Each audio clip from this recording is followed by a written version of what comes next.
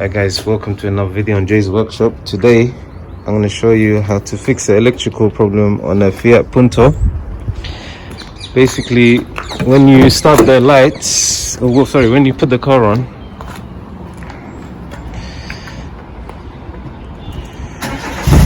and you press the brakes, you see the indicator comes on, and if you indicate Godino, and the other side, you can see it's just all messed up. So I'm going to show you how to fix this problem. Okay, so to open this tail light lens, there's a cover in here normally, but it's missing. There's like a hand tighten. There's a screw there. You can just remove that with your hand. So I'm just going to loosen that off now.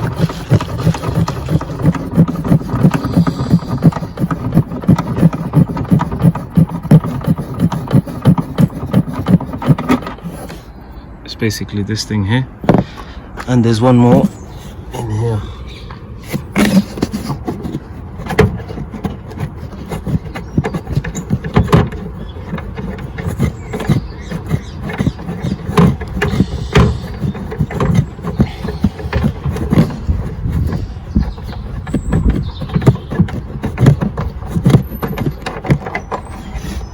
Okay, so that's the two bolts out.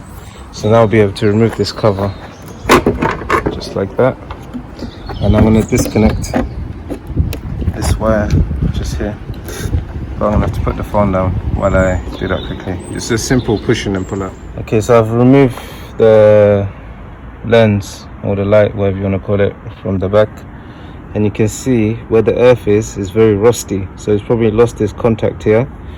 So I'm going to spray some of this contact cleaner in, and I've got a piece of speaker cable, the internals of it, the wire, and I'll show you what I'm going to do with it after. But first I'm going to spray some contact cleaner in there, try and clean it as much as I can.